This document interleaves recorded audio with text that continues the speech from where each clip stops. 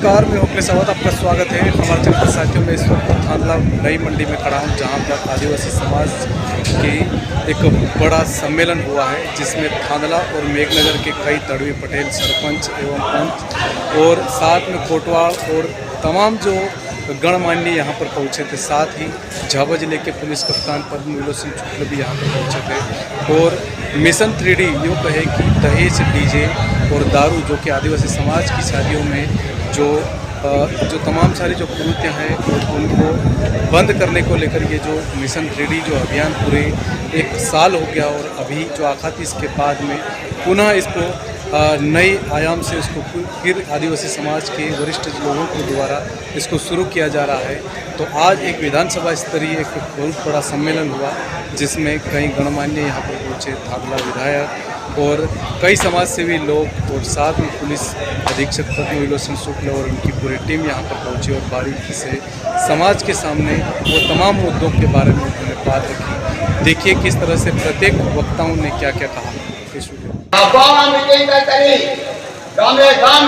करे आने कह दो के दहेज कम करवानो बेन बेटियानो 1 लाख रुपया कया आज 1 किलो शादी करी। आज इने बाद डीजे बंद करवानी बात करी, दारू बंद करवानी बात करी। आज अपना आदिवासी ने कर्जा में डूबता गया तो आपने रुपया पाए बेटा हो या बेटी हो, बच्चों पर दबाव बना के हम लोग उनसे हर बात शेयर नहीं कर पाएंगे। बच्चों को दोस्त बना के आजकल हमको रखना पड़ेगा, ताकि स्कूल से बच्चे आते हैं, बैठो बातचीत करो, उनसे पूछो कि बेटा आज क्या पढ़ाया, कहाँ गए थे, कौन मिला था, क्या किया, तो वो हर बात आपसे शेयर करेंगे। इसलिए हरचंद भाई ने जो बातें कही मुझे बहुत अच्छी लगी, और पूर्व वक्ताओं ने बहुत अच्छी अच्छी बातें कही, जिनने भी यहाँ पे बोला बहुत अच्छी अच्छी बातें कही। हम लोग आप लोगों का वक्त ज्यादा नहीं लेंगे, क्योंकि आपके बीच में बहुत अच्छे वक्ता आए हैं और सभी को उनको सुनना है। इसलिए अभी हम 3D मिशन पे तो चल ही रहे हैं, हम लोग पहुंच भी चुके हैं, आप लोग हर गांव में जागरूकता फैला चुके हैं। और बहुत अच्छा लग रहा है मुझे कि आजकल जो चीज हमारे एसपी साहब ने छेड़ी थी, उस चीज को आप लोग अमल में ले आए, और बहुत सारी जगह पे हमारे बहुत सारे भाई लोग जो जागरूकता अभियान चला रहे हैं, उनको मैं विशेष तौर से धन्यवाद देना चाहूंगी, उनका आभार व्यक्त करना चाहूंगी कि वो इस चीज को और आगे बढ़ाते जाएं और हमेशा के लिए इन चीजों को बढ़ाते जाएंगे, ताकि इस चीजों को हम अमल में ला सके। केवा बड़े रखता तैया अना हुआ आज की उम्र में मरवू और डीजे ते वो राक्षस अभी बनाए तो कुछ भी नहीं पड़े। धीरे धीरे स्पीकर हमने स्पीकर बगाड़े नहीं, एवज स्पीकर मिला था, स्पीकर लाया था एक, फिर बे बगाड़िया, बे थी शुरू करिया और ये डीजे ना ये पूरी हान कर दो पैदा पड़े।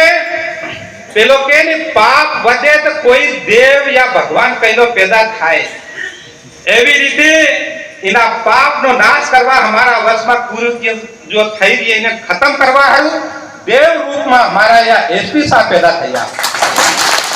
तो आज इना एसपी साहब नो हमो मळीने सब ताली वगाड़ी जोरदार स्वागत करिए और सम्मान करिए। एसपी साहब आया, पूरी जैसे दिलीप जी ने बताया पूरी स्थिति नो अध्ययन करी करावे ने देखियो। वास्तव में हूँ एक चीज ने बताड़ो, डीजे थी वास्तव में जो बीमारी घनी मोटी हम सब ने मालूम, छोरा रखटा थई गया था। आखी आखी रात एक टोली छोरियों ने एक छोरा ने ये पाउडर लावे न सोटीवा जाणका दारू नाना छोरा दारू ने देखे हम डबला लीली फटा पड़ी रहा। या स्थिति अनाप शनाप छोरी नहीं 12 साल ने 13 साल ने नहवा पड़ी गई है, बनवे नो नाम नहीं मळे, आई बा के हमरे ने इतनी बेकार स्थिति बनी की ना समाज की। पर इस साहब आया, भगवान भी देखे, जबर हम जबर मीटिंग करिए, हमने खवासा घेरिया, हमें माताएं घेरिया, दिलीप जी देरी धमकी आली, मुंकी कापलो, मन धमकी आली, हंगला करिया, जाबे करिया, सब करियो। साहब ने कहते साहब कहते देखो लड़ना तो पड़ेगा। आप लोग समझ जाओ कि पुलिस का काम नहीं है हमको समझाने का, और ये समझाने का काम उठा लिया, ये बड़ी बात है। नहीं तो उलझाने का काम होता है। क्या होता है? उलझाने का काम। आप लोगों को बताओ, पुलिस आगे रह करके ये हम लोगों को नियंत्रण कर रहे हैं, हमको ठीक कर रहे हैं, ये बड़ा काम है। अगर मार्था में भी बोल रहे थे कि लड़के लड़कियों को, और वो अपने टोपी वाले अपने बहादुर भाई कहाँ गए, कौन का नाम, खुद को समझना है हम लोगों में क्या कमियां हैं।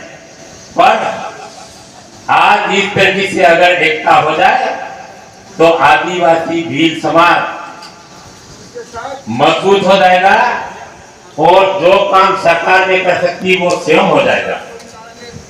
कैसे कैसे से हो जाएगा?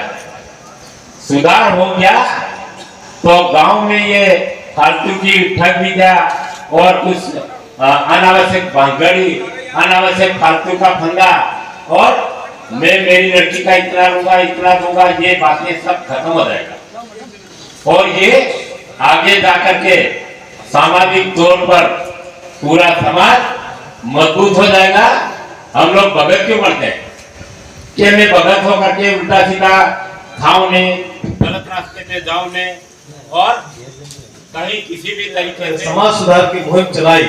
उसका आप लोगों को, कई लोगों को नहीं मालूम होगा, वो लगातार उससे सतत संपर्क में रहते हैं और समाज सुधार की ढेर सारी बातें करते रहते हैं।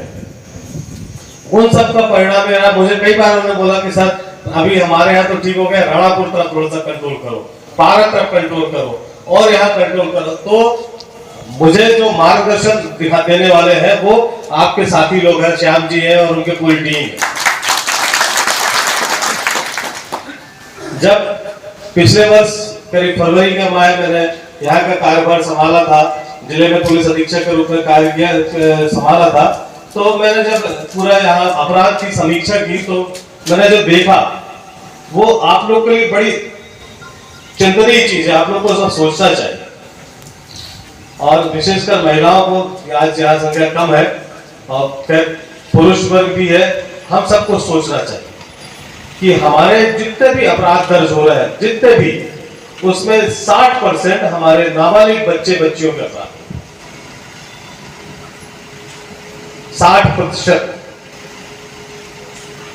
वो भाग जाते हैं, शादी कर लेते हैं और गुजरात में जाके या राजस्थान में जाके या किसी अन्य राज्य में जाके मजदूरी करते हैं। है कि नहीं सच? कई तड़वी साहब बैठे हैं, विधायक जी बैठे हैं, सरपंच साहब बैठे हैं। अब आप लोग बताइए, 13 साल की बच्ची, 14 साल का बच्चा यहां से भाग के जा रहा है, मजदूरी कर रहा है, एक दाम्पत्य जीवन में जी रहा है, उसके भविष्य के लिए क्या ये अच्छा है? 13 साल की बच्ची कुछ दिन बाद मां बन जाती है। ये उदाहरण देखने में आया है मेरे, मैं सच बता रहा हूं आप लोगों को। आप लोग को झूठ लग रहा हो कि मैं फर्जी बातें कर रहा हूं, मैं बिल्कुल आंकड़ों के आधार पर बोल रहा हूं। हमारे 12 साल की बच्ची, 13 साल की बच्ची, एक जो मां का बोझ सहने की उम्र रहती है, जो भगवान ने और डॉक्टर्स ने डिसाइड की है कि इस उम्र में ही हमारी बच्चियां मां बनने की योग्य हो सकती है, वो एक कम उम्र में मां बनती है। बहुत चिंताजनक स्थिति